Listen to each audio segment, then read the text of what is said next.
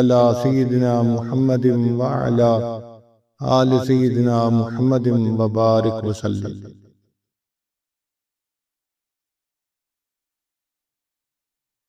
ہر انسان کی یہ چاہت ہوتی ہے کہ میری آرزوئیں اور تمنائیں پوری ہو جائیں۔ جب وہ دیکھتا ہے کہ جس بندے کے پاس مال زیادہ ہے وہ اپنی مرضی کے ہر کام کو کر لیتا ہے،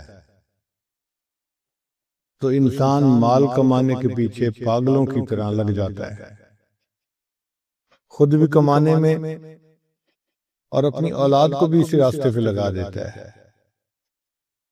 بزنس مین ہے تو اولاد کو بھی بزنس کے ساتھ لگا لیتا ہے، فیکٹری اونر ہے تو اپنی اولاد کو بھی فیکٹری چلانے میں لگا دیتا ہے، حتیٰ کہ چھوٹے بچوں کو وہی مضامین پڑھاتا ہے جن سے بعد میں وہ اچھی جاب کر سکیں اور مال کما سکیں۔ گھر کے ہر فرد کو مال کمانے کے لیے تیار کیا جاتا ہے، حتیٰ کہ گھر کی عورتوں کو بھی ایسی تعلیم دی جاتی ہے کہ ضرورت پڑنے پہ وہ بھی جاب کر سکیں اور پیسہ کما سکیں۔ تو وقت کے ساتھ ساتھ پیسہ کمانا گویا بندے کا مقصد بن جاتا ہے، اور یہ بہت بڑی غلط فہمی ہے، کیونکہ پیسہ زیادہ ہونے سے انسان کی آرزوئیں پوری نہیں ہوتی۔ پیسے سے انسان کتاب تو خرید سکتا ہے، علم تو نہیں خرید سکتا، دوائیں تو خرید سکتا ہے، صحت تو نہیں خرید سکتا۔ پیسے سے انسان اچھے کپڑے تو خرید سکتا ہے، خوبصورتی کو تو نہیں خرید سکتا۔ پیسے سے انسان دوسرے کی خوشامد کو تو خرید سکتا ہے، کسی کے دل کی محبت کو تو نہیں خرید سکتا۔ تو پیسے سے ہر چیز تو نہیں خریدی جا سکتی، اسی لیے جن کے پاس پیسہ جتنا زیادہ ہوتا ہے آپ دیکھیں گے کہ وہ اتنا پریشان زیادہ ہوتے ہیں۔ پیسہ آتا ہے تو اپنے ساتھ وبال بھی لے کے آتا ہے، کبھی اولاد نافرمان، کبھی بیوی نافرمان، کبھی صحت کی مشکلات، کبھی اور اسی قسم کے مسائل، اور پھر دل بے چین رہتا ہے۔ چنانچہ پچھلے دنوں ہمارے ایک ساتھی نے مجھے ایک ڈاکومنٹ پرنٹ کر کے دی کہ دنیا کے 22-23 وہ بندے جو سب سے زیادہ امیر سمجھے جاتے تھے، جو بلینر تھے، ملینر کی بات نہیں ہے، بلینر تھے، ان کا انجام کیسا ہوا۔ تو میں پڑھ کے حیران ہوا کہ ان 22-23 میں سے کوئی 18-20 نے تو خودکشی کی، سارے کے سارے ڈپریشن کے مریض، ان کو ہاسپٹل داخل کروایا گیا، ان کے ساتھ پاگلوں والا جو ہے نا وہ معاملہ کیا گیا۔ میں حیران تھا کہ ان لوگوں کے پاس مال و دولت کے اتنے خزانے ہیں، پھر کیوں پریشان ہیں؟ تو لکھا ہوا تھا کہ ان کے دل میں سکون نہیں تھا، پریشانی تھی۔ تو جو دنیا کے سب سے امیر لوگ ہوں ان کے دلوں میں اگر یہ پریشانی ہے تو اس کا مطلب یہ کہ سکون مال و دولت سے خریدنے والی چیز نہیں ہے۔ یہ عجیب بات ہے کہ ہم لوگ سکون حاصل کرنے کی نیت سے ہر وہ کام کرتے پھرتے ہیں جو انسان کو بے سکون بناتا ہے۔ یہ غلط فہمی ہے ہماری۔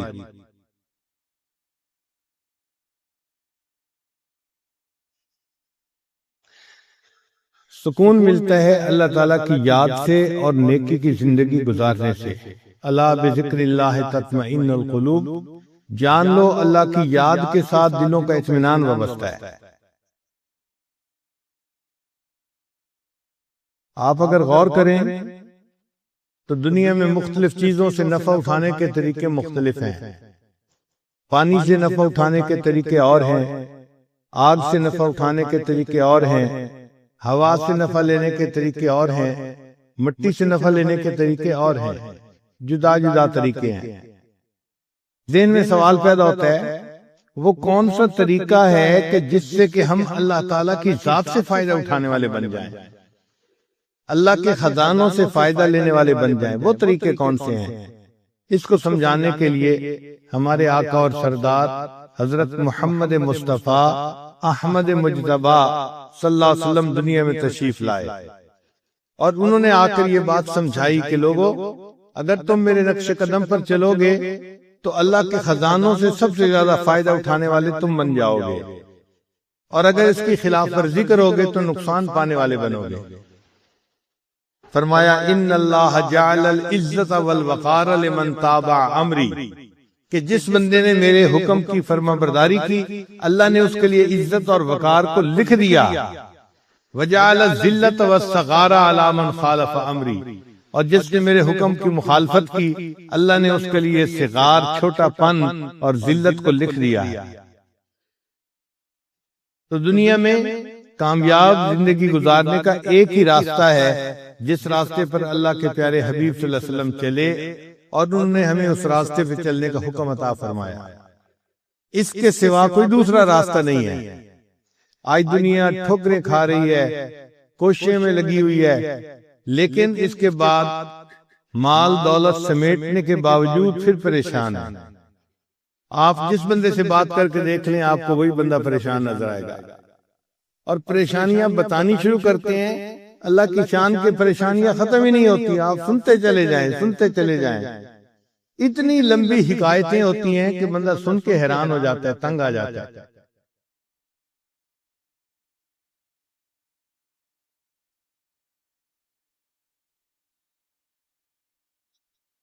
کوئی ایسا طریقہ جس سے کہ ہماری دعائیں قبول ہوں، ہماری نیک مرادیں پوری ہوں، اور ہمیں دنیا میں عزت ملے، لوگوں سے محبت ملے، وہ طریقہ نبی علیہ الصلوۃ والسلام کو بتایا ہوا راستہ ہے۔ وہ طریقہ نیکوکاری کی زندگی اختیار کرنے کا راستہ ہے۔ اللہ تعالیٰ ارشاد فرماتے ہیں وَلَوْ أَنَّ أَهْلَ الْقُرَىٰ آمَنُوا وَاتَّقَوْا، اگر یہ بستی دیسوں والے ایمان لاتے، تقوی کو اختیار کرتے، لَفَتَحْنَا عَلَيْهِمْ بَرَكَاتٍ مِّنَ السَّمَاءِ، ہم ان کے لیے آسمان سے برکتوں کے دروازے کھول دیتے۔ تو برکتوں کے دروازے کھل سکتے ہیں، مگر ان کو ہمارے گناہوں نے روکا ہوا ہے۔ ہم لوگ ایک کمرے میں تھے، گرمی تھی، ایک بچہ بار بار بٹن بند کر دیتا تھا پنکھے کا، تو گرمی اور زیادہ ہو جاتی تھی۔ ہم حیران تھے کہ یہ کیا معاملہ ہے۔ تو مجھے اس دن خیال آیا کہ بالکل اسی طرح اللہ تعالیٰ نے تو ہمارے لیے عزت اور رزق کے دروازوں کو بنایا ہے، ہم ان گناہوں کے ذریعے سے اس کے آف بٹن کو دبا دیتے ہیں اور وہ دروازے بند ہو جاتے ہیں، اور بجائے رزق میں انسان کو سکون ملنے کے الٹا پریشانی ملتی ہے۔ اس لیے اللہ تعالیٰ فرماتے ہیں کہ جو بندہ میری یاد سے آنکھ چرائے گا فَإِنَّ لَهُ مَعِيشَةً ضَنْكَا، ہم اس کی روزی کو تنگ کر دیں گے۔ اچھا، روزی کو تنگ کرنے کے کیا معنی؟ کہ پریشان ہی ہوگا روزی کی طرف سے۔ آپ دیکھیں یہ جو بڑے بڑے کاروباری لوگ ہوتے ہیں، یہ الٹا اور پریشان ہوتے ہیں۔ کیا وہ جی 2 کنٹینر وہاں بھیجے تھے، وہ رک گئے، 1 کنٹینر یہاں بھیجنا تھا، رک گیا، فلاں کام ایسے نہیں ہوا، فلاں کام ایسے نہیں ہوا۔ ان کے پیسے پھنسے ہی رہتے ہیں، فلاں نے اتنے پیسے دینے تھے وہ دے نہیں رہا، تو پریشان ہی ہوتے ہیں پیسے کے پیچھے۔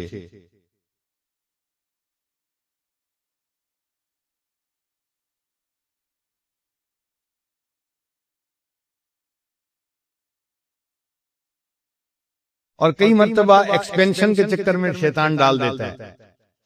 اچھی بلی فیکٹری تھی، چلا رہے تھے، مزے کی زندگی گزار رہے تھے، ذہن میں خیال آیا ہم اس کی کیپیسٹی کو بڑھا لیں۔ اب کیپیسٹی بڑھانے کے لیے کبھی تو بینک سے لون لیا، کبھی لوگوں سے لون لیے۔ اب وہ لون ایسا ہوتا ہے کہ اس کو واپس پے نہیں کر سکتے تو پریشان، تو پریشانی پریشانی۔ پیسہ ہے لیکن ساتھ پریشانی بھی ہے۔ پھر آپس میں بیٹھ کے باتیں کرتے ہیں جی کہ لیکوڈیٹی نہیں ہے ہمارے پاس، اس لیے پریشانی زیادہ ہو گئی ہے۔ پیسہ ہوتا ہے بینکوں میں ہوتا ہے، پیسہ ہوتا ہے کاغذوں میں ہوتا ہے، ہاتھ میں ان کے نہیں ہوتا۔ وصول کی فیکٹریوں کی کیپیسٹیز بڑھتی جاتی ہیں اور وہ پریشان ہی ہوتے ہیں۔ اللہ ان کی معیشت کو تنگ کر دیتے ہیں، اس طرح سے ہر وقت پریشان۔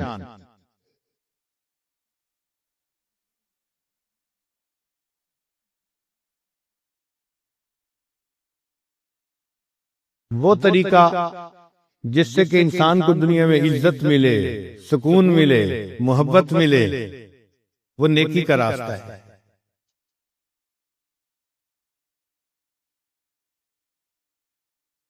چنانچہ جن لوگوں نے نیکی کے راستے کو اپنایا، اللہ نے ان کے قدموں میں دنیا کو لا کے ڈال دیا۔ سفیان ثوری رحمۃ اللہ علیہ ایک سال میں 365 کپڑے بدلتے تھے، جوڑے بدلتے تھے۔ ایک بندے نے کہا ہوا تھا، حضرت میں آپ کو روزانہ ایک نیا سوٹ سلوا کے دوں گا، آپ وہ پہن کے درس دیا کرنا۔ تو حضرت روزانہ نیا سوٹ پہن کے درس دیتے تھے، پرانے سوٹ کو اللہ کے راستے میں صدقہ کر دیتے تھے۔ آپ مجھے بتائیں، ہے کوئی ایسا بزنس مین، کوئی امیر آدمی جو یہ بتائے کہ جی میں سال کے 365 سوٹ نئے بدلتا ہوں؟ بڑے سے بڑے امیر آدمی بھی 1 درجن 2 درجن کپڑے بدل لیں گے، وہی 2 کے پہنتے رہتے ہیں، حالانکہ وہ امیر کہلاتے ہیں، وزیر کہلاتے ہیں۔ اور جن کو ہم فقیر کہتے ہیں، اللہ ان کو سال میں 365 سوٹ نئے بدلواتا ہے۔ یہ جو ہے نا مسلح کی بادشاہی، یہ عجیب نعمت ہے، سمجھ میں نہیں آتی۔ انسان دیکھنے میں فقیر ہوتا ہے، لیکن حقیقت کا امیر وہی ہوتا ہے، وہ دلوں کا بادشاہ ہوتا ہے۔ دنیا کے بادشاہ تو جسموں کے بادشاہ ہوتے ہیں، اور یہ اللہ والے یہ انسانوں کے دلوں کے بادشاہ ہوتے ہیں۔ اصل حکومت تو ان کی ہوتی ہے، اور وہ ان کو نیکی کی وجہ سے ملتی ہے۔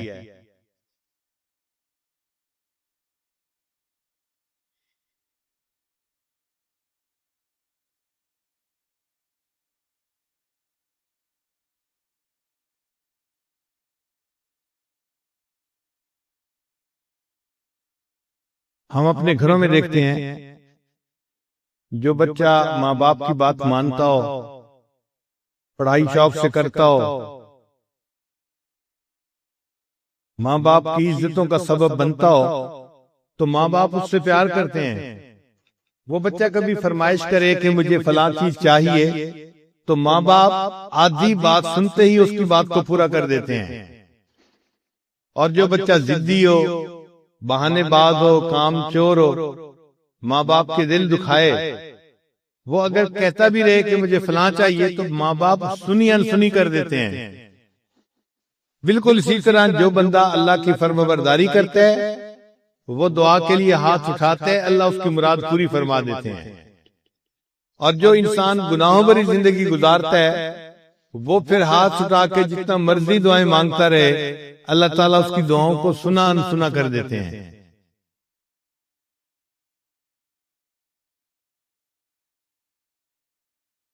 تو جس نے نیکی کی اور نیکی کی زندگی کو اختیار کیا، اللہ تعالیٰ اپنے خزانوں کے دروازے اس کے لیے کھول دیتے ہیں۔ اسی لیے کہا جاتا ہے کہ اللہ والوں کے ہاتھ اللہ تعالیٰ کی جیب میں ہوتے ہیں۔ اللہ والوں کے ہاتھ اللہ تعالیٰ کی جیب میں ہوتے ہیں۔ اللہ اپنے خزانوں کے دروازے ان کے لیے کھول دیتا ہے۔ حضرت مولانا قاسم نانوتوی رحمۃ اللہ مسجد میں تشریف فرما تھے۔ ایک بندہ آیا اور اس نے کچھ ہدیہ پیش کیا۔ حضرت کی عادت تھی کہ اگر کوئی بندہ سنت کی نیت سے ہدیہ پیش کرتا تھا تو لے لیتے تھے، اور اگر کوئی ان کو غریب سمجھ کے ہدیہ پیش کرتا تھا پھر نہیں لیتے تھے۔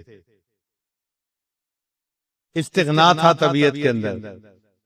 اس نے کوئی بات ایسی کر دی کہ جس سے یہ فیل ہوتا تھا کہ وہ سمجھتا ہے کہ یہ بڑے محتاج ہیں اور فقیر ہیں، ضرورت مند ہیں، اور میں ان کو یہ دے رہا ہوں۔ تو حضرت نے فرمایا نہیں، میں آپ کا ہدیہ نہیں لوں گا۔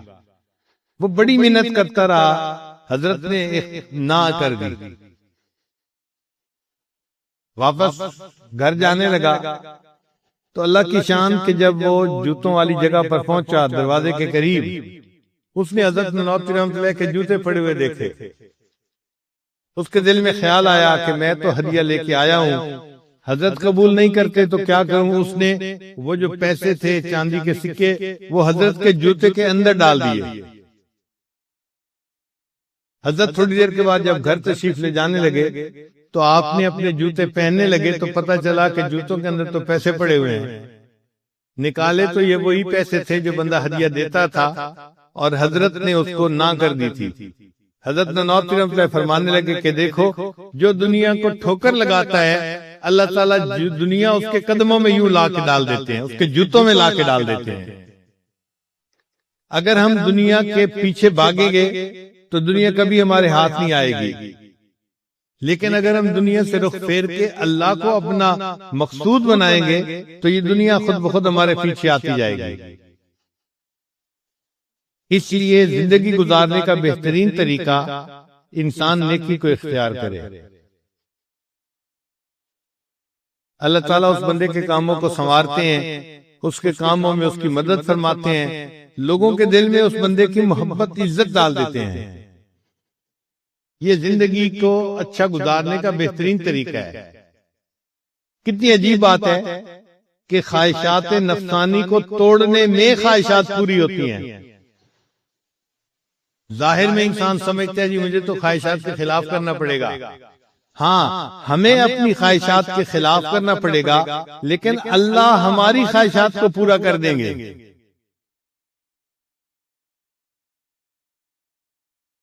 ہمارے مشائخ نے اس کو کہا ہے مقام تسخیر۔ مقام تسخیر، جب یہ کسی بندے کو مقام نصیب ہو جاتا ہے پھر اللہ تعالیٰ اس کے لیے عزتوں کے دروازے کھول دیتا ہے، رزق کے دروازے کھول دیتا ہے۔ حضرت مولانا زکریا رحمۃ اللہ علیہ دیکھنے میں ایک درویش آدمی تھے، مگر اتنے ان کو ہدیے ملتے تھے کہ ان کے دسترخوان پہ کئی ہزار آدمی ایک ایک وقت پہ کھانا کھایا کرتے تھے۔ چنانچہ وہ جب نبی علیہ السلام کی خدمت میں سلام پڑھنے کے لیے حاضر ہوتے تھے تو 2000 5000 10,000 ریال پہلے صدقہ کرتے تھے، پھر سلام کے لیے حاضر ہوتے تھے۔ اور جب کبھی بیرون ملک سے چکر لگا کے واپس جاتے تھے سلام کے لیے تو سلام پڑھنے سے پہلے 50,000 ریال صدقہ کرتے تھے غریبوں میں، پھر سلام کے لیے جاتے تھے۔ آج آپ بتائیں کون امیر آدمی ہے کہ جس کے پاس اتنا مال ہو کہ وہ 50,000 صدقہ کرے اور پھر نبی اسلام کی خدمت میں سلام کے لیے حاضر ہو؟ اللہ تعالیٰ یوں راستے کھول دیتے ہیں۔ حضرت انس رضی اللہ عنہ فرماتے ہیں کہ اللہ تعالیٰ نے صحابہ کرام پر مال کے دروازے اتنے کھول دیے تھے کہ جب مال غنیمت آتا تھا اور سونے چاندی کا ڈھیر لگتا تھا، اس ڈھیر کے پیچھے لوگ کھڑے ہوئے نظر نہیں آتے تھے، چھپ جایا کرتے تھے۔ اب بتائیں کہ وہ کتنا بڑا ڈھیر ہوگا کہ جس کے پیچھے کھڑا ہوا بندہ چھپ جائے۔ چنانچہ حضرت عمر رضی اللہ عنہ کے دسترخوان پر ایک وقت میں 60,000 لوگ کھانا کھایا کرتے تھے۔ آپ بتائیں یہاں کے تو امیر لوگوں کے شادیوں پہ 60,000 بندے کھانا نہیں کھاتے، حالانکہ وہ تو زندگی میں ایک آدھ مرتبہ شادی کا بچوں کا معاملہ پیش آتا ہے۔ حضرت عمر عنہ کے دسترخوان پہ روزانہ 60,000 بندے کھانا کھاتے تھے۔ یہ دولت اللہ نے کہاں سے دی تھی؟ رزق کی برکت اللہ نے دی۔ ایک بدو تھا، عام سا آدمی، اس کے دسترخوان پہ ہر روز 4 اونٹ ذبح ہوتے تھے۔ آپ بتائیں مجھے کوئی امیر بندہ ہے کہ جس کے گھر میں 4 بکرے روزانہ ذبح ہوتے ہوں؟ کروڑوں پتی بندے کے گھر کے اندر یہ کیفیت نہیں ہے کہ 4 بکرے روزانہ ذبح ہوں، اتنے مہمان ہوں، اور وہ ایک بدو تھا اور اس کے دسترخوان پر 4 اونٹ روزانہ ذبح ہوتے تھے۔ اتنے لوگ تو اس کے دسترخوان پہ کھانا کھاتے تھے۔ تو صحابہ رضی اللہ عنہم نے دنیا سے منہ موڑا اور اپنے رب کو منایا، اللہ نے دنیا ان کے قدموں میں لا کے ڈال دی۔ حضرت عمر رضی اللہ عنہ نے حضرت معاذ رضی اللہ عنہ کو ایک مرتبہ 2 لاکھ درہم ہدیہ بھیجے، انہوں نے ایک رات میں سارے کے سارے اللہ کے راستے میں صدقہ کر دیے، 2 لاکھ درہم۔ سیدہ عائشہ صدیقہ عنہا کو 50,000 درہم بھیجے، انہوں نے اسی وقت مدینہ کی بیواؤں کو بلوا لیا اور صدقہ کر دیے سب پیسے۔ باندی آئی کہ جی آپ روزے سے ہیں اور افطاری کے لیے کوئی چیز نہیں ہے، فرمانے لگی تو مجھے پہلے بتا دیتی، میں نے تو اب سب صدقہ کر دیا، میرے پاس تو افطاری کے لیے اب کچھ بھی نہیں بچا۔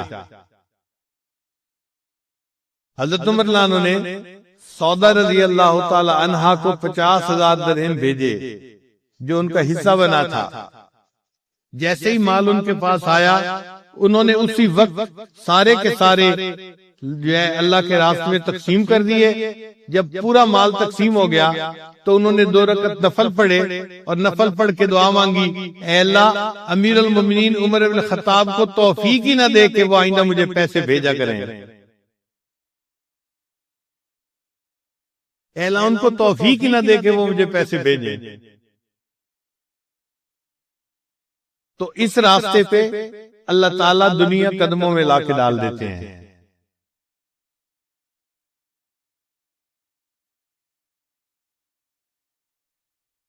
ہمارے حضرت مرشد عالم رحمۃ اللہ علیہ کے اللہ تعالیٰ نے اس طرح دنیا کے دروازے کھول دیے تھے۔ اگر وہ چاہتے کہ میں مسجد کی دیوار ایسی بناؤں کہ 1 اینٹ سونے کی ہو اور 1 اینٹ چاندی کی ہو، مجھے پکا یقین تھا کہ حضرت ایسی مسجد بھی بنا جاتے۔ حضرت خواجہ عبد المالک صدیقی رحمۃ اللہ علیہ خانوال والے، انہوں نے مسجد بنائی تو لوگوں نے مسجد کا نام رکھ دیا بے چندہ مسجد۔ بے چندہ مسجد نام کیوں رکھا؟ کہ کبھی چندہ ہی نہیں کیا جاتا تھا۔ تو اللہ تعالیٰ دنیا کی فتوحات دے دیتے ہیں اگر انسان نیکی کی زندگی کو اختیار کرے۔ پھر لوگوں کے دلوں میں اللہ محبتیں بھی ڈال دیتے ہیں، عزتیں بھی ڈال دیتے ہیں۔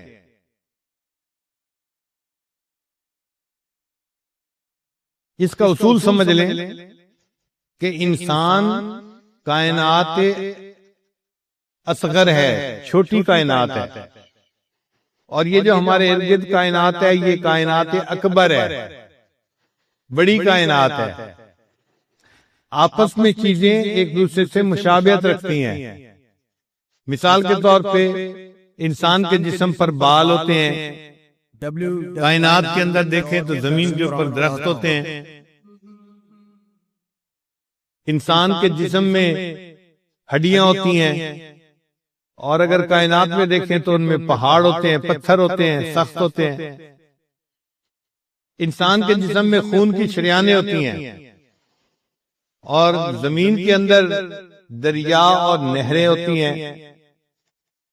زمین کے اوپر چشمے ہوتے ہیں، اور انسان کی جسم میں چشم ہوتی ہے۔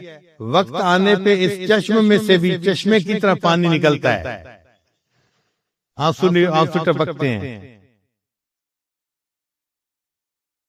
زمین کے اندر نرم مٹی ہوتی ہے، انسان کے جسم کے اندر گوشت ہوتا ہے۔ تو جسم کی مشابہت ہے کائنات کے ساتھ۔ یہ عالم اصغر ہے، وہ عالم اکبر ہے۔ اب دستور یہ ہے کہ جس بندے کے جسم پر اللہ کا حکم چلنا شروع ہو جاتا ہے، جس بندے کے جسم پر اللہ کا حکم چلنا شروع ہو جاتا ہے، اس بندے کا حکم عالم اکبر کے اوپر چلنا شروع ہو جاتا ہے۔ اس دستور کو اچھی طرح سمجھ لیجیے۔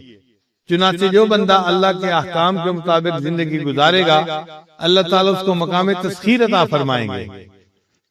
جو لوگ پریشان ہوتے ہیں نا، یہ مسئلہ حل نہیں ہوتا، یہ مسئلہ حل نہیں ہوتا، بھئی اس میں رکاوٹ ہمارے اپنے گناہوں کی وجہ سے ہوتی ہے۔ کچھ لوگ کہتے ہیں ہمیں جی پھپھو نے پریشان کیا ہوا ہے، چچا نے پریشان کیا ہوا ہے، چچا کے ایک کاروباری تھے دوست، انہوں نے پریشان کیا ہوا ہے۔ سچی بات تو یہ ہے ہمیں کسی نے پریشان نہیں کیا ہوا، ہمیں ہمارے نفس نے پریشان کیا ہوا ہے۔ سب سے بڑا دشمن ہمارا نفس، ہمارا نفس ہے۔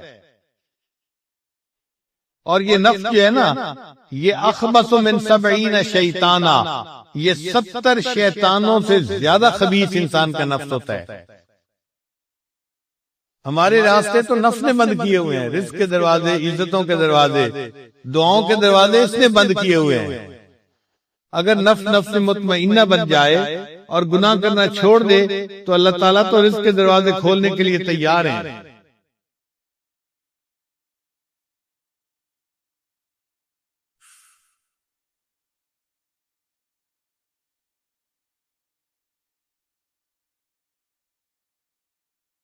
تو ہمیں محنت اس بات پہ کرنی چاہیے کہ ہمارے جسم سے گناہ سرزد نہ ہو، آنکھ سے گناہ نہ ہو، زبان سے، کان سے، دل دماغ سے، ہاتھ پاؤں سے، شرمگاہ سے، جسم کے کسی عضو سے گناہ سرزد نہ ہو۔ اس پر محنت کرنے کی ضرورت ہے۔ اور جو بندہ ایسا بن جاتا ہے کہ وہ گناہوں سے بچ جاتا ہے، وہ اللہ کی نظر میں مستجاب الدعوات بن جاتا ہے۔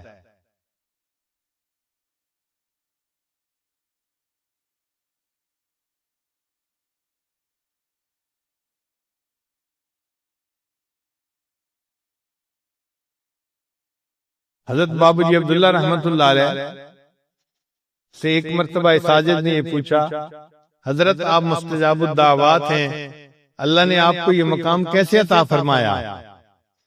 انہوں نے میری بات سن کے کہا نام لے کر کہ میں اپنے سردار کی نافرمانی نہیں کرتا۔ وہ نبی علیہ السلام کو ادب سے اپنا آقا اور اپنا سردار یوں کہا کرتے تھے۔ تو فرمانے لگے ذوالفقار میں اپنے سردار کی نافرمانی نہیں کرتا، اس کی وجہ سے اللہ نے مجھے مستجاب الدعوات بنا دیا ہے۔ ہم بھی اگر نافرمانی چھوڑ دیں تو ہم بھی مستجاب الدعوات بن سکتے ہیں۔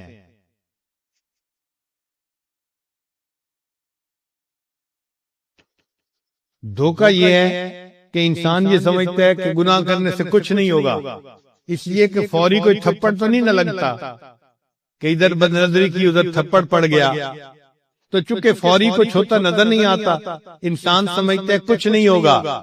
مگر اللہ کا نظام ایسا فول پروف ہے کہ جیسے ہی گناہ سرزد ہوتا ہے اس کے بعد اثرات ضرور انسان پر ظاہر ہوتے ہیں۔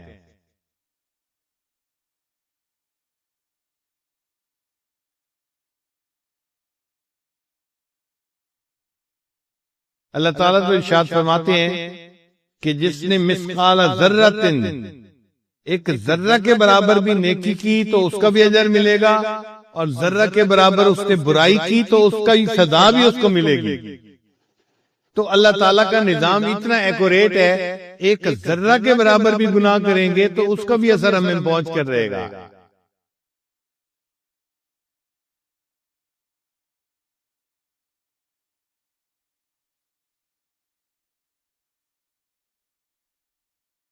اور اس میں ایک بات یہ بھی ذہن میں رکھیے کہ ایک تو وہ لوگ ہیں کہ جو دنیا دار کہلاتے ہیں،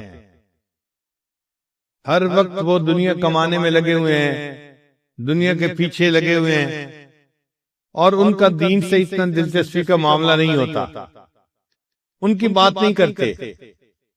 ہم بات کرتے ہیں ان لوگوں کی جو دیندار کہے جاتے ہیں، جو دیندار سمجھے جاتے ہیں۔ وہ بھی بہت سارے گناہوں سے بچتے ہیں، 100% گناہوں سے وہ بھی نہیں بچ پاتے۔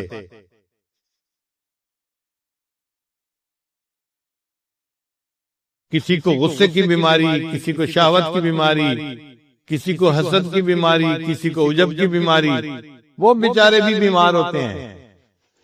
نتیجہ کیا ہوتا ہے کہ ظاہر تو ہمارا پھر دین والا ہوتا ہے، مگر اللہ کی مددیں ساتھ نہیں ہوتی جو اس بندے کے ساتھ ہوتی ہیں جو گناہوں سے بچتا ہے۔ پھر ہم بھی پریشانی کی زندگی گزارتے پھرتے ہیں۔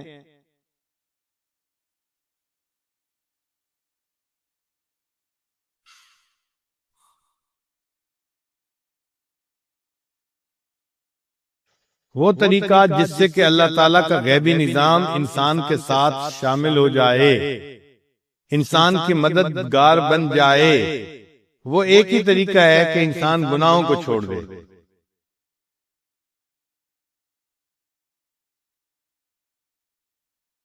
یہ کہنے میں جتنا آسان ہے، کرنے میں اتنا ہی مشکل ہے۔ گناہوں کو چھوڑنا کوئی آسان کام نہیں ہوتا۔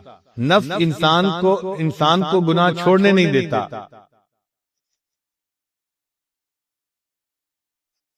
ایک نوجوان آئے، حضرت کیا کریں بد نظری نہیں چھوٹتی. بھائی اللہ کا خوف اگر دل میں ہوگا پھر تو بد نظری چھوٹ جائے گی، اور اگر اللہ کا خوف دل میں نہیں ہوتا تو کیسے چھوٹے گی بھائی؟ پھر میں نے اسے ایک طریقہ سکھایا. میں نے کہا دیکھیں، آپ چاہتے ہیں کہ کسی غیر کی طرف دیکھیں اور اس وقت اس لڑکی کا خاوند آپ کی طرف دیکھ رہا ہے یا باپ آپ کی طرف دیکھ رہا ہے، تو کیا اس وقت آپ اس کو بری نظر سے نظر اٹھا کے لڑکی کو دیکھیں گے؟ اس نے کہا جی نہیں، اگر اس کا خاوند پاس ہے تو خاوند تو میرے ساتھ جھگڑا کرے گا، لڑائی کرے گا، اور ہو سکتا ہے کہ مجھے تکلیف پہنچائے، تو خاوند دیکھ رہا ہوگا تو میں اس کی بیوی کی طرف نہیں دیکھوں گا.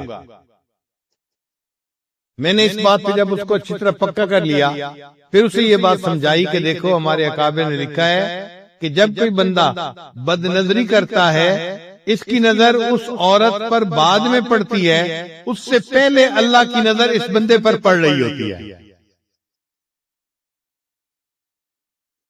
تو بندے کی نظر غیر محرم پر بعد میں پڑتی ہے، اللہ کی نظر بندے پر پہلے پڑتی ہے. اللہ دیکھ رہے ہوتے ہیں. اچھا تم ادھر بھی دیکھ رہے ہو، ادھر بھی دیکھ رہے ہو، ادھر بھی دیکھ رہے ہو، للچائی نظروں سے اس کو بھی دیکھ رہے ہو، تو ہماری ان بد اعمالیوں کا پھر وبال ہمیں بھگتنا پڑتا ہے.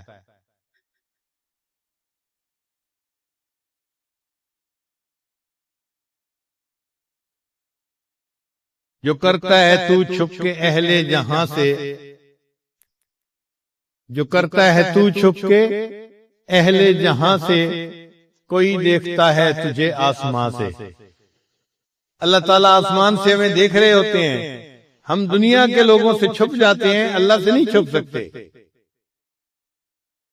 چنانچہ یہ گناہوں کی وجہ سے آج ہم پریشانیوں کی زندگی گزارتے ہیں.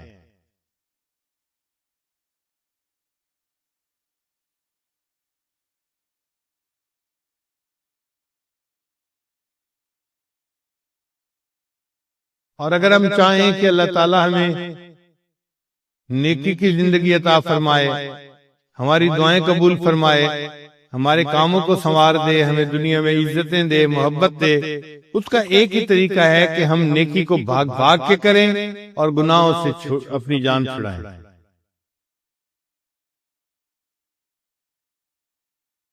اللہ تعالیٰ نے انسان کو دنیا میں اس لیے بھیجا، خلق الموت والحیات لیبلوکم ایکم احسن عملا، یہ آزمانے کے لیے کہ تم میں سے کون بہتر عمل کرتا ہے.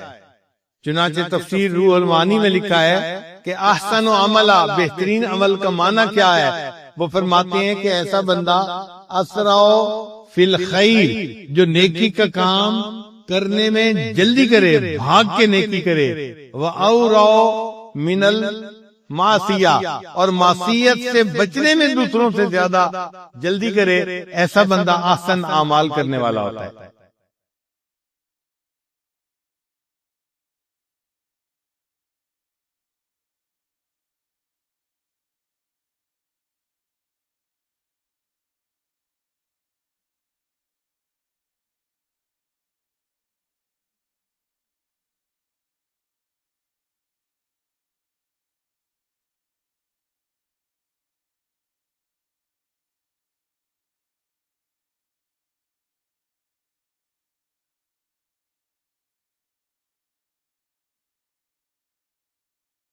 صحابہ رضی اللہ تعالیٰ عنہ اللہ تعالیٰ کی فرما برداری کرتے تھے.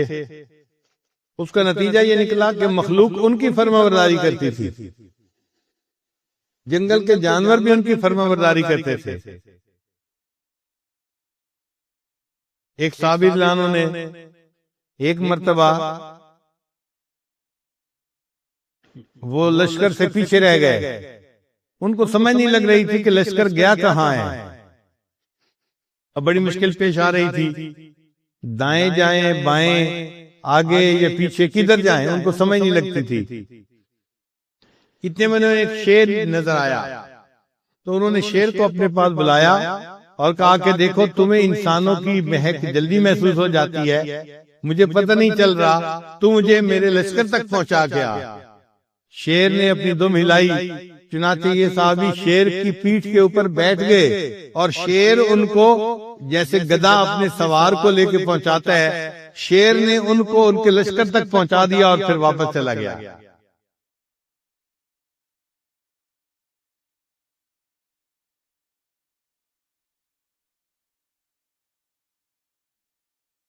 ہم اللہ تعالیٰ کی فرما برداری کریں گے، اس کے نتیجے میں اللہ تعالیٰ مخلوق کو ہمارا فرما بردار بنا دیں گے۔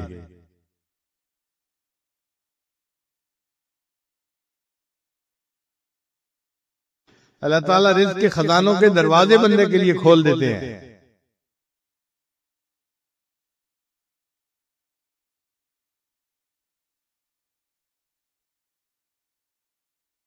حضرت مولانا یوسف نوری رحمۃ اللہ علیہ کے پاس بہت سارے لوگ آتے تھے اپنے زکوٰۃ کا پیسہ لے کے، تو حضرت ان کو فرماتے تھے کہ دیکھو بھائی، میرے مدرسے میں سالانہ جتنا خرچہ ہوتا ہے وہ تو پہلے ہی مجھے مل چکا، اب میں آپ کے مال کو لے کے کیا کروں گا؟ تو حضرت ان کے مال کو واپس کر دیا کرتے تھے۔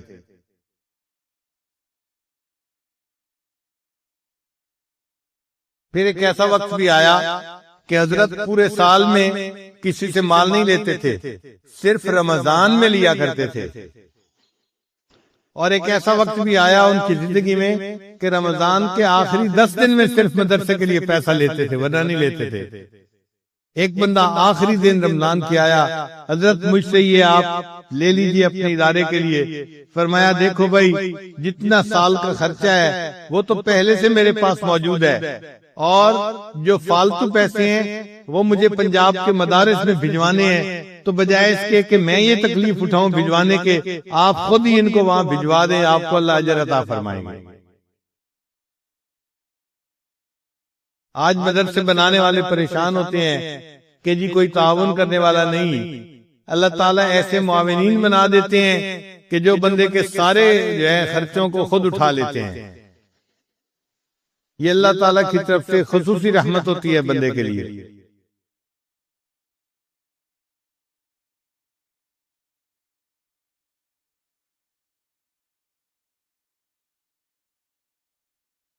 اللہ تعالیٰ قرآن مجید میں فرماتے ہیں وَلِمَنْ خَافَ مَقَامَ رَبِّهِ جَنَّتَانِ، جو اپنے رب کے سامنے کھڑا ہونے سے ڈرا اس کے لیے 2 جنتیں ہوں گی۔ تو مفسرین نے لکھا کہ اللہ تعالیٰ اس کو جنت میں 2 محل عطا فرمائیں گے۔ جیسے ایک بندے کا گھر لاہور میں ہے اور دوسرا گھر اسلام آباد میں ہے، اسی طرح اللہ تعالیٰ اس نیک بندے کے جنت میں 2 گھر بنا دیں گے۔ اور بعض مفسرین نے لکھا کہ نہیں، اس کا یہ معنی نہیں، بلکہ معنی یہ ہے وَلِمَنْ خَافَ مَقَامَ رَبِّهِ جَنَّتَانِ، جو اپنے رب کے سامنے کھڑا ہونے سے ڈرا، اللہ اس کو 2 جنتیں عطا فرمائیں گے۔ اس کا معنی یہ ہے ای جنت الدنیا و جنت الآخرہ، آخرت میں تو اللہ اس کو جنت عطا فرمائیں گے ہی صحیح، اللہ اس کی دنیا کی زندگی کو جنت کا نمونہ بنا دیں گے۔ چنانچہ اللہ والوں کے ساتھ یہی ہوتا ہے کہ اللہ تعالیٰ ان کی عمر کے آخری حصے میں ایسی منشا پوری فرماتے ہیں کہ جیسے جنت میں کسی کی منشا پوری ہوتی ہے۔ ایک مرتبہ حضرت مرشد عالم رحمۃ اللہ کے پاس میں گیا اور میں نے کہا کہ حضرت یہ جو مستجاب الدعوات ہونا ہے یہ بہت بڑا انعام ہے اللہ کی طرف سے۔ تو حضرت مجھے فرمانے لگے ایک مقام اس سے بھی اونچا ہے۔ میں نے پوچھا حضرت وہ کون سا ہے؟ فرمانے لگے کہ ایک ایسا بھی مقام آتا ہے کہ جہاں بندے کو ہاتھ اٹھانے بھی نہیں پڑتے، اللہ دل میں پیدا ہونے والی چاہت کو ہی پورا کر دیا کرتے ہیں، ہاتھ اٹھانے کی بھی تکلیف بندے کو نہیں دیتے۔ یہ وہ لوگ ہوتے ہیں کہ جن کی زندگی 100% شریعت کے مطابق بن چکی ہوتی ہے۔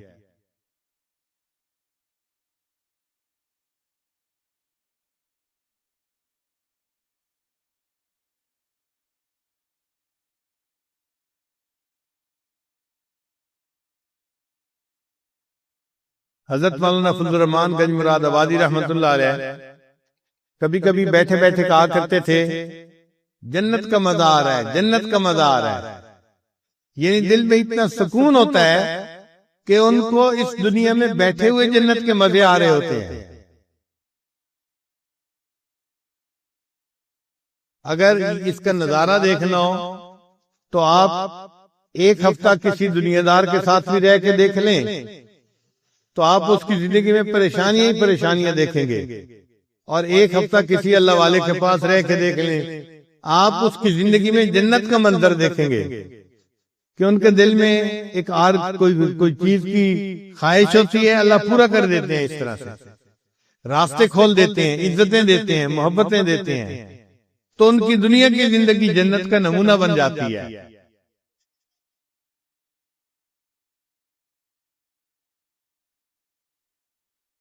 تو آج یہ کنسیپٹ ٹھیک کر لیں، یہ نہ سوچیں ہمیں پڑوسی نے تنگ کیا ہوا ہے، ہمیں رشتہ داروں نے تنگ کیا ہوا ہے، مجھے بیوی نے تنگ کیا ہوا ہے، مجھے خاوند نے تنگ کیا ہوا ہے۔ بھائی کسی نے کسی کو تنگ نہیں کیا ہوا، ہمیں ہمارے نفس نے تنگ کیا ہوا ہے۔ ہم آج نفس کے اوپر جو ہے زبردستی کریں اور اس کو شریعت کی لگام پہنا دیں تو دیکھنا اللہ تعالیٰ ہمارے لیے کیسے عزتوں کے دروازے کھول دیں گے۔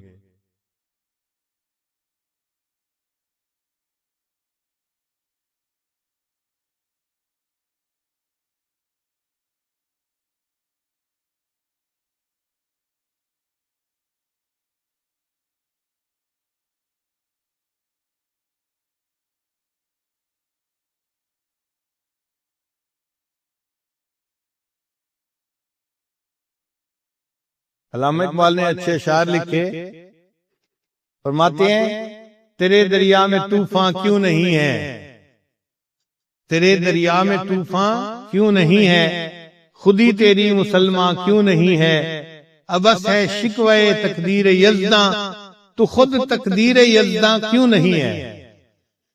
اگر ہم نیکی کو اپنا لیں گے تو ہمیں اللہ تعالیٰ ایسا بنا دیں گے کہ جو ہم تدبیر کریں گے اللہ اسی کو ہماری تقدیر بنا دیں گے۔ تو مسلمان ہے تو تقدیر ہے تدبیر تیری۔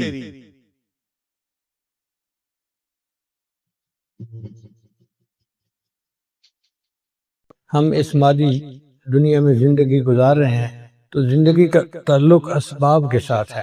مشاہدہ یہی ہے کہ جس بندے کے پاس مال و دولت ہوتا ہے وہ ہر طرح کی سہولت حاصل کر لیتا ہے، اسباب مہیا کر لیتا ہے۔ مکان اچھا ہوگا، گاڑی اچھی ہوگی، کھانے اچھے ہوں گے، لباس اچھا ہوگا، ہر چیز اچھی ہوگی۔ تو لاوعلیٰ طور پر ہر بندے کے دل میں یہ ہوتا ہے کہ میرے پاس مال کی کثرت ہونی چاہیے۔ مال کو اللہ تعالیٰ نے قرآن مجید میں خیر بھی کہا ہے، اِنَّهُ لِحُبِّ الْخَيْرِ لَشَدِيدٌ۔ تو مال میں اچھائی بھی ہے، کیا کہ جس بندے کے پاس کچھ بھی نہیں ہوتا وہ دوسروں کا محتاج ہوتا ہے۔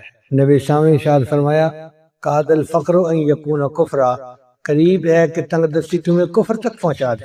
تو تنگ دست آدمی کا تو ایمان ہی خطرے میں ہوتا ہے، وہ دوسروں کا محتاج ہوتا ہے۔ جیسے ہمارے ملکوں میں آج کل اقتصادی تنگی ہے تو ہم پھر قرضہ لیتے ہیں کافروں سے، اور پھر کافر اپنی شرطیں منواتے ہیں، وہ کمبخت دین کے خلاف کام ہم سے کرواتے ہیں۔ آپ اس کا مشاہدہ کرتے ہی رہتے ہیں۔ تو جس بندے کے پاس مال و دولت نہیں اس کا ایمان بھی خطرے میں، اس لیے مال جو ہے وہ انسان کے ایمان کے لیے ڈھال ہوتا ہے۔ جس کا کام کاروبار اچھا ہے وہ اپنے سکون کے ساتھ عبادت بھی کر سکتا ہے، نیکی بھی کر سکتا ہے، اس کو کسی کی پرواہ نہیں ہوتی۔ لیکن غریب آدمی امیروں کا محتاج ہوتا ہے۔ تو مال کی مثال چھری کی مانے، چھری کا اچھا استعمال ہو تو چھری اچھی ہے، اور غلط استعمال ہو تو چھری بری ہے۔ یہی حال مال کا ہے، مال کا استعمال اچھا ہے تو مال اچھی چیز ہے، اور اگر استعمال برا ہے تو مال بری چیز۔ ہمارے سندھ سالیہ نقشبندیہ کے بزرگ گزرے ہیں خواجہ عبید اللہ احرار رحمۃ اللہ علیہ، اللہ نے ان کو بہت مال و دولت سے نوازا تھا۔ کتابوں میں لکھا ہے کہ آدھا سمرقند کا شہر ان کی جائیداد تھا، ان کی جائیداد زرعی زمینیں بھی تھی اور مکانات بھی تھے، تو آدھا سمرقند ان کی جائیداد میں شامل تھا۔ چنانچہ ان کے پاس مال و دولت کی کثرت تھی، لوگ بھی ان سے بیعت بہت زیادہ تھی۔ اس زمانے میں ایک بزرگ تھے، ان کا نام تھا مولانا جامی، وہ بیعت ہونا چاہتے تھے تو انہوں نے سنا کہ خواجہ احرار کے ہاں بہت فیض ہے، تو وہ ان کے پاس گئے بیعت ہونے کی نیت سے۔ وہاں جا کے دیکھا تو قالین بچھے ہوئے ہیں، خیمے لگے ہوئے ہیں، اور حضرت کے گھوڑے جو تھے وہ سونے کی ایک کھونٹوں کے ساتھ بدھے ہوئے تھے۔ یعنی ہم تو لوہے کے کھوٹے بناتے ہیں نا، کیل بناتے ہیں، تو ان کے گھوڑوں کے لیے سونے کے کھوٹے بنے ہوئے تھے۔ تو مولانا جامی حیران ہو گئے، ایک فقیر اور درویش آدمی ہے اور مال کی اتنی کثرت کہ گھوڑے سونے کے کھوٹوں سے بندھے ہوئے ہیں۔ تو انہوں نے دور سے دیکھا حضرت کی مجلس کو اور ایک شعر پڑھا، نہ مرد اس آن کے دنیا دوست دارد۔ وہ ولی اللہ نہیں ہو سکتا، دوست اللہ کا نہیں ہو سکتا جو دنیا کو دوست رکھے۔ اور یہ کہہ کے واپس چلے گئے، بیعت نہیں ہوئے۔ اللہ کی شان دیکھیں کہ راستے میں ایک جگہ تھک گئے تو دوپہر کو قیلولہ کے لیے سو گئے۔ جب سوئے تو انہوں نے خواب دیکھا کہ قیامت کا دن ہے اور لوگ افرتفری کے عالم میں ہیں۔ کچھ لوگوں نے مولانا جامی کو گھیرا ہوا ہے اور وہ مطالبہ کرتے ہیں کہ جی ہمیں ہمارا حق دو، تم نے غیبت کی تھی، فلاں کیا تھا، فلاں کیا تھا، ہمارا حق بنتا ہے۔ اب حق مانگنے والے اتنے ہیں کہ مولانا جامی ساری زندگی کی نیکیاں دے دے تو بھی ادا نہیں ہو سکتا۔ تو بہت پریشان ہے کہ آج میری جان کیسے چھوٹے گی۔ اس پریشانی کے عالم میں نے دیکھا کہ خواجہ احرار جو تھے وہ ایک تشریف لائے اور ان کے ساتھ ایک بڑی جماعت تھی۔ جب قریب آئے تو خواجہ احرار کھڑے ہوئے اور پوچھا کہ لوگوں نے آپ کو کیوں تنگ کیا ہوا ہے؟ حضرت ان کے میں نے حقوق دینے اور یہ اپنے حقوق کا مطالبہ کر رہے ہیں۔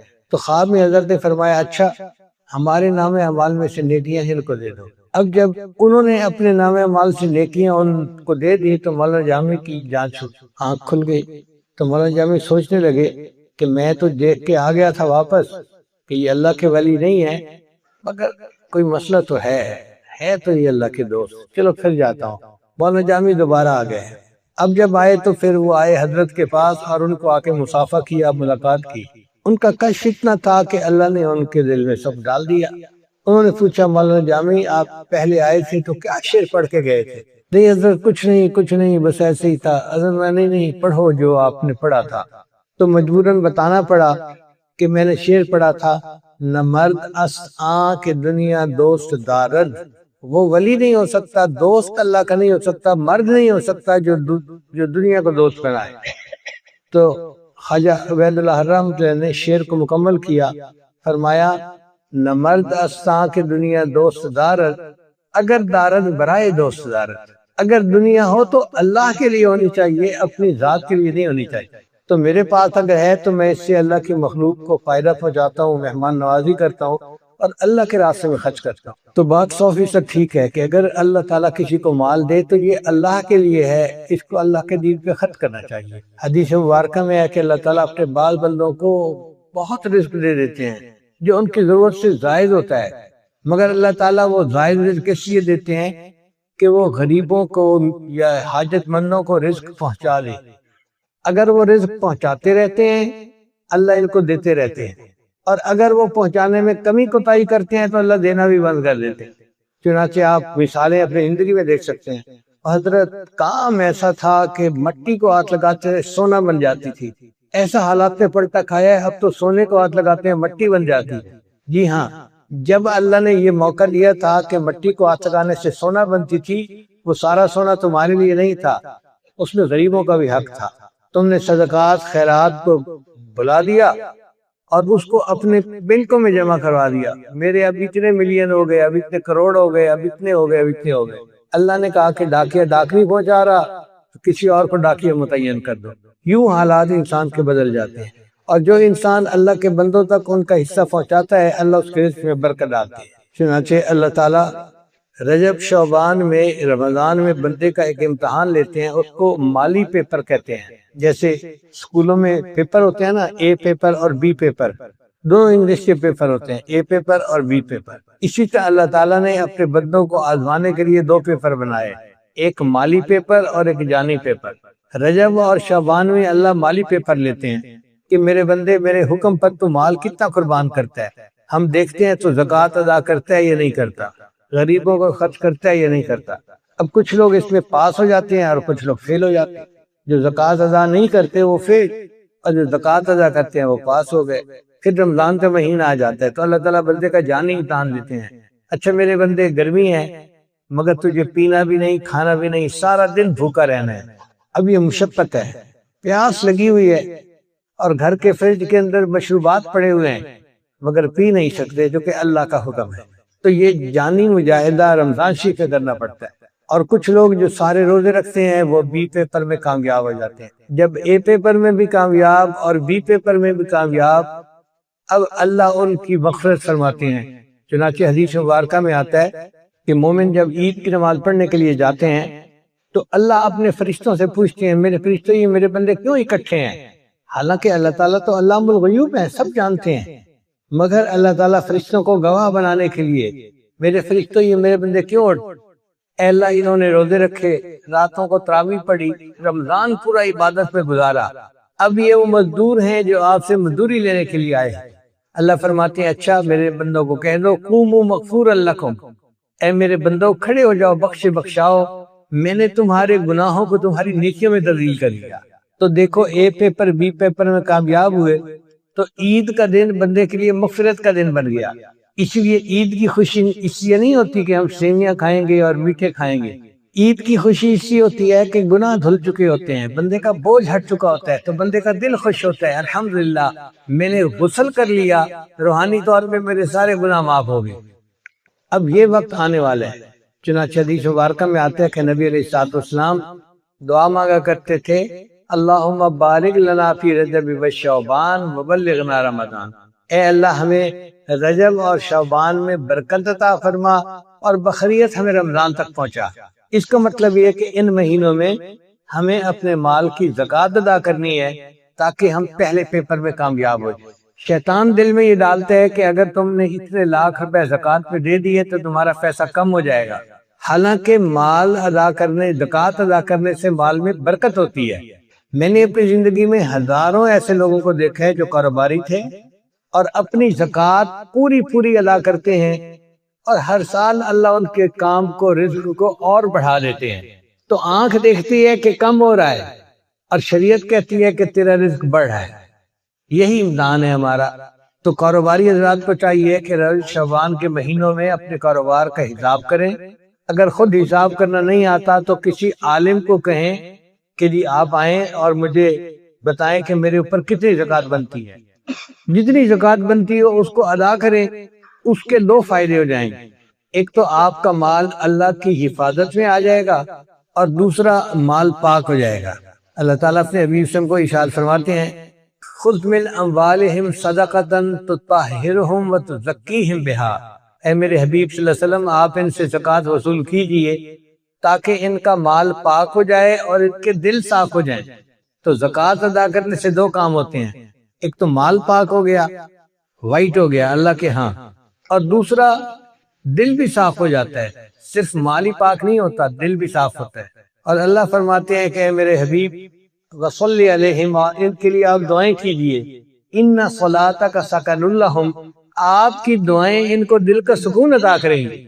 اب بتائیں اللہ جب نسخہ خود بتا رہے ہیں کہ دل کے سکون کا کیا ہے، تو اگر کوئی بندہ غریب کو یا مسکین کو یا مدارس میں اپنے زکوٰۃ کا مال دے گا اور وہ دعا کریں گے تو پھر دینے والے کو کیوں نہیں سکون ملے گا؟ پچھلے دنوں ایک کاروباری بندے سے میری ملاقات ہوئی، اس نے کہا جی کہ میرے والد صاحب ہر سال پوری زکوٰۃ ادا کرتے ہیں۔ میں نے کہا پھر تو اور برکت ہوگی آپ کے کام میں۔ کہنے لگا اللہ نے اتنی برکت دی کہ ہماری سوچوں سے زیادہ۔ میں نے کہا مجھے کوئی واقعہ سنائے۔ کہنے لگے ہم نے پوری زکوٰۃ رمضان میں ادا کر دی اور اس کے بعد سندھ کے اندر طوفان آ گیا، جیسے سیلاب آتا ہے، تو کہنے لگا کہ جو ڈی سی او صاحب تھے نا وہ آئے میرے والد صاحب کے پاس اور انہیں کہنے لگے کہ دیکھیں اس موقع پہ ہمیں سندھ کے لوگوں کے لیے کچھ امداد بھیجنی ہے، بھئی ہم تو زکوٰۃ کا پورا مال دے چکے ہیں۔ اس نے کہا جی ضرورت اب پڑی ہے تو ہم اب آپ کے پاس آئے ہیں، آپ کچھ نہ کچھ کریں۔ کہنے لگے میرے والد صاحب نے ہمت کی اور 4 کروڑ روپے کا سامان لے کر ان سیلاب زدگان کے لیے بھیجا۔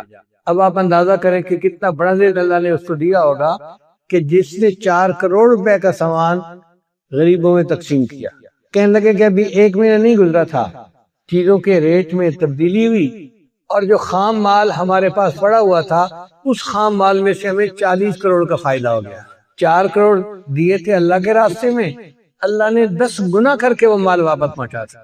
میں نے اپنی زندگی میں ہزاروں مرتبہ اس کو 10 گنا ہو کے واپس کرتے دیکھا۔ تو پہلے پیپر میں کامیابی کا طریقہ یہی ہے کہ جو زکوٰۃ بنتی ہو یا عشر بنتا ہو یا جانوروں میں سے زکوٰۃ ہو یا سونے چاندی کی زکوٰۃ ہو وہ پوری ادا کریں، پھر دیکھیں برکت کیسی ہے۔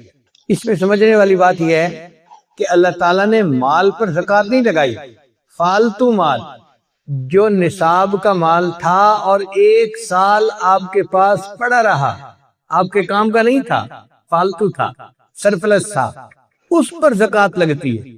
بھائی دیکھیں اللہ تعالیٰ اگر چاہتے تو حکم دے دیتے کہ میرے بندے جو تیری ضرورت کا ہے وہ تیرا، اور ضرورت سے زیادہ ہے تو وہ سب غریبوں کا سب غریبوں میں تقسیم کر دو، تو ہم 100% مال غریبوں میں تقسیم کرنے کے پابند ہو جاتے۔ مگر میرا مالک کتنا کریم ہے، اس نے کہا نہیں، جو تمہارے پاس فالتو مال ہے نا اس میں سے 2.5% تم غریبوں میں تقسیم کرو، اور 97.5% جو ہے وہ تمہاری تنخواہ تمہارے لیے حلال ہے۔ آپ نے زندگی میں کوئی ایسا پے ماسٹر دیکھا ہے، کوئی اتنی تنخواہ دینے والا بندہ دیکھا ہے کہ جو 2.5% مال تقسیم کرنے کی تنخواہ 97.5% دے رہا ہو، اور اس سے مال اللہ کی حفاظت میں بھی آ جاتا ہے۔ چنانچہ جو بندہ زکوٰۃ صحیح طرح سے ادا کرتا ہے، نہ اس کے گھر میں آگ لگتی ہے، نہ اس کی چوری ہوتی ہے، نہ کچھ ہوتی ہے، اللہ کی حفاظت ہوتی ہے۔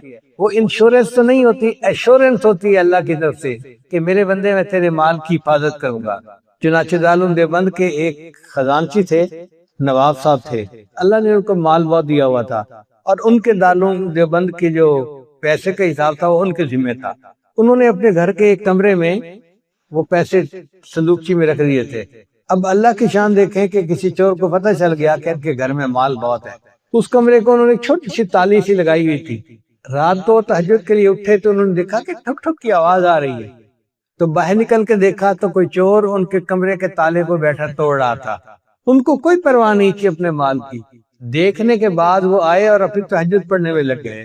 جب تہجد پڑھ کے فارغ ہوئے تو پھر فجر کا وقت قریب تھا، باہر آئے اور انہوں نے آ کے اس کو کہا کہ اے بھائی، ساری رات تو ہو گئی تالے کو توڑتے ہوئے، یہ نہیں ٹوٹا، تو اب تجھ سے کیا ٹوٹے گا؟ وہ چور سمجھ گیا کہ مالک گھر کا جا گیا تو وہ بھاگ گیا۔ یہ مسجد میں نماز پڑھنے کے لیے آئے، اور مسجد میں جو بزرگ تھے ان کو آ کے کہا، ان کا تقیہ کلام تھا اللہ کے فضل سے، ہر بات کہتے تھے اللہ کے فضل سے، اللہ کے فضل سے۔ چنانچہ آ کے ان کو کہنے لگے، حضرت آج تو اللہ کے فضل سے اللہ کا غضب ہو گیا۔ اب وہ حیران ہو کے سن رہے ہیں کہ یہ کہنا کیا چاہتا ہے، حضرت اللہ کے فضل سے اللہ کا غضب ہو گیا۔ تو انہوں نے کہا بھئی مسئلہ کیا بنا؟ کہنے لگا کہ چور ساری رات میرے کمرے کا تالا توڑتا رہا، معمولی تالا تھا، اس سے تالا نہیں ٹوٹا۔ پھر انہوں نے بات سمجھائی کہ چونکہ تم زکوٰۃ پوری ادا کرتے ہو، ساری دنیا کے چور مل کے بھی تمہارے مال کو ہتھیار نہیں سکتے، یہ مال اللہ کی حفاظت پہ آ چکا ہوتا ہے۔ تو زکوٰۃ کے ایک فائدہ تو یہ ہے کہ مال سیکیور ہو جاتا ہے، اللہ اس کا محافظ بنتا ہے، اور دوسرا فائدہ یہ کہ مال پاک ہو جاتا ہے اور برکت والا ہوتا ہے، اس سے وبال ختم ہو جاتا ہے۔ اب آپ بتائیے، اللہ کسی کو مال تو دے، اس کی اولاد نافرمان بن جائے تو مال کا کیا فائدہ؟ اللہ کسی کو مال تو دے، اس کی بیوی بدکردار بن جائے تو کیا فائدہ اس مال کا؟ یا اس کی اولاد میں سے کوئی بیمار ہو جائے تو مال کا کیا فائدہ؟ اللہ مال دے تو مال میں وبال نہیں ہونا چاہیے، ورنہ عام طور پر دیکھا ہے کہ جہاں مال آتا ہے اولاد نافرمان ہو جاتی ہے، صرف ماں باپ کی نہیں، خدا کی بھی نافرمان بن جاتی ہے۔ تو اللہ ایسا مال دے کہ جو وبال سے پاک ہو۔ اس کا طریقہ یہی ہے کہ ہم اپنے مال کی پوری زکوٰۃ ادا کریں۔ بہت ساری خواتین جن کے پاس کتنا زیور ہوتا ہے، جس کی زکوٰۃ بنتی ہے، مگر ان کے پاس کیش نہیں ہوتا، وہ کہتے ہیں جی ہم زکوٰۃ کیسے دیں؟ بھئی یہ جو سونا چاندی کے زیورات ہیں یہ کیش ہی تو ہے آپ کے پاس، اگر آپ نے اس کو رکھنا ہے تو اس کی زکوٰۃ ادا کریں، اور اگر خامد ادا کر دے تو یہ خامد کی مہربانی ہے، ورنہ ذمہ داری عورت کی اپنی ہوتی ہے، چونکہ عورت کی ملکیت ہوتی ہے تو زکوٰۃ بھی عورت کو ادا کرنی ضروری ہوتی ہے۔ تو عورتوں کو بالخصوص چاہیے کہ رجب شعبان رمضان میں اپنے زیورات کا حساب کر کے اور پتہ کریں کہ نصاب کتنا بنتا ہے اور کتنی زکوٰۃ بنتی ہے۔ اگر مسئلے کا نہیں پتا تو کسی قریبی مفتی صاحب کو لکھ کر بھیجیں کہ یہ میرے پاس چیزیں ہیں، اب بتائیں زکوٰۃ کتنی بنی، وہ جواب دیں گے اور اس کے حساب سے زکوٰۃ کو ادا کریں۔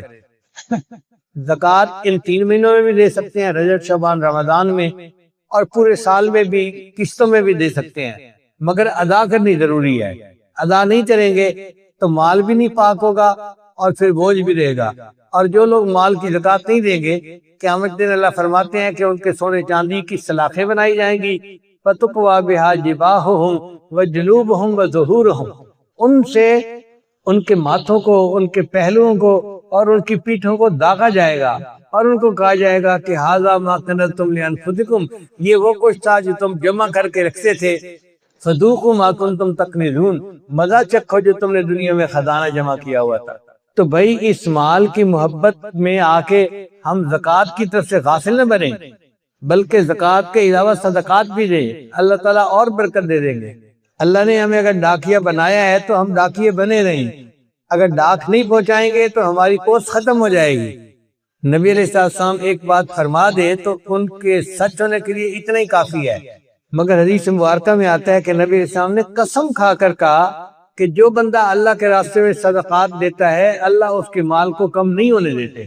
اب اگر نبی علیہ السلام قسم کھا کے کہہ رہے ہیں کہ جو بندہ صدقات دیتا ہے اس کا مال کم نہیں ہوتا، مال زیادہ اللہ کر دیتے ہیں، تو پھر ہمیں گھبراہٹ کس چیز کی ہے؟ اور ہم اگر زکوٰۃ صحیح طرح سے ادا کر دینے لگے تو اسلامی معاشرے میں تو کوئی غریب نظر آ ہی نہیں سکتا۔ بہرحال یہ ایک فرض ہے اور اس کو ادا کرنے میں ہمیشہ فکر مند ہونا چاہیے، خاص طور پہ ان دنوں میں جن دنوں میں نبی علیہ السلام اس کی تعلیم دی ہے۔ یہاں پہ جو مجاہدے ہم کر رہے ہیں نا، آخرت میں اس کا اجر ملے گا، یہ بے فائدہ نہیں جائیں گے۔ پنجابی کا ایک شعر ہے، اتھاں جو بھوگ بھوگے ہن اتھاں اس دی جزا ملسی، اتھاں جو بھوگ بھوگے ہن اتھاں اس دی جزا ملسی، تھکیڑے سارے لے ویسن نبی ملسی خدا ملسی۔ جب ہم آگے جائیں گے اور وہاں پر ہمیں نبی علیہ السلام کی شفاعت مل جائے گی اور اللہ کی رضا مل جائے گی تو دنیا کے سب مجاہدے، سب تھکاوٹیں ہماری ختم ہو جائیں گی اور پھر ہم خوش ہوں گے کہ ہم نے اچھی زندگی گزاری اور اللہ کے حضور پیش ہو گئے۔ قرآن مجید کی آیت ہے، بنی اسرائیل میں ایک بڑا مالدار بندہ تھا، اس کا نام تھا قارون۔ ان قارون کان من قوم موسیٰ فبغى علیہم، قارون موسیٰ علیہ السلام کی قوم میں سے تھا، پھر شرارت کرنے لگا ان پر۔ وآتیناہ من الکنوز، اور ہم نے دیے تھے اس کو خزانے۔ ما ان مفاتحہ لتنوء بالعصبۃ اولی القویٰ، اس کے خزانوں کی، گوداموں کی چابیاں اتنی تھیں کہ بڑے طاقتور بندے بھی اس کا بوجھ نہیں اٹھا سکتے تھے، یعنی من و ٹنوں کے حساب سے تو چابیوں کا بوجھ تھا۔ اب آپ بتائیں کہ من و ٹنوں کے حساب سے اگر اس کے چابیوں کا بوجھ تھا، جو تالے کی چابی ہوتی ہے، تو خود خزانے کتنے زیادہ ہوں گے۔ تو لگتا ہے یہ اس زمانے کا کوئی بل گیٹ تھا۔ اذ قال له قومه لا تفرح ان اللہ لا يحب الفرحین، اس کو اس کی قوم نے کہا، لوگوں نے کہا کہ تو شیخی نہ مارا کر، غرور نہ کیا کر، اللہ تعالیٰ غرور کرنے والے کو پسند نہیں کرتے۔ وابتغ فیما آتاک اللہ الدار الآخرۃ، اور جو تجھ کو اللہ نے دیا ہے اس سے تو آخرت کے گھر کے لیے کمائی کر لے۔ ولا تنس نصیبک من الدنیا، اور نہ بھول اپنا حصہ دنیا سے۔ واحسن کما احسن اللہ الیک، اور تو بھلائی کر جیسے اللہ نے تیرے ساتھ بھلائی کی ہے۔ اللہ نے تیرے ساتھ بھلائی کی کہ کھلا رزق دیا، تو غریبوں کی مدد کر تاکہ ان کے ساتھ بھلائی ہو، تو بھلائی کے بدلے بھلائی کر۔ ولا تبغ الفساد فی الارض، اور زمین میں فساد خرابی نہ مچا۔ ان اللہ لا يحب المفسدین، اللہ کو نہیں بھاتے وہ لوگ جو خرابی ڈالنے والے ہیں۔ کالا، اب چونکہ اس کے دل میں مال کی محبت تھی، اس نے آگے سے جواب دیا، انما اوتیتہ علی علم عندی، کہ یہ مال تو مجھے ملا ہے ایک ہنر کی وجہ سے جو میرے پاس ہے، یہ تو میں نے کمایا ہے۔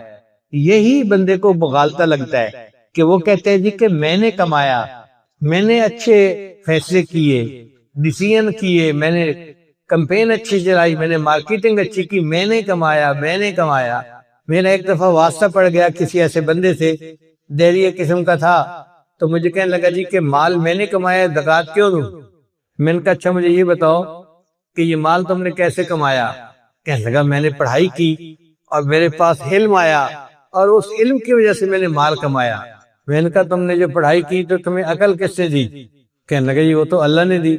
میں نے کہا اس کا مطلب یہ کہ یہ مال اللہ نے تجھے دیا ہے، اگر اللہ تیری عقل میں خلل ڈال دیتے تو تو کر سکتا تھا یہ کام کہ نہیں کر سکتا تھا؟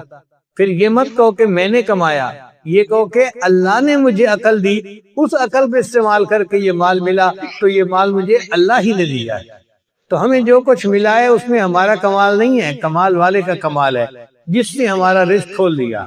لہذا اب ہمیں چاہیے کہ اس کا شکریہ ادا کریں، اپنے مال کی زکوٰۃ دیں، ان میں سے صدقات جو ہے غریبوں پر استعمال کریں، دین کے لیے استعمال کریں، اور اس کو اللہ کا احسان سمجھیں کہ اس نے ہمیں یہ نیکی کرنے کا موقع عطا کروا دیا. ہمارا احسان نہیں ہے، اللہ کا ہم پر احسان ہے، اس نے ہمیں ذریعہ بنا لیا.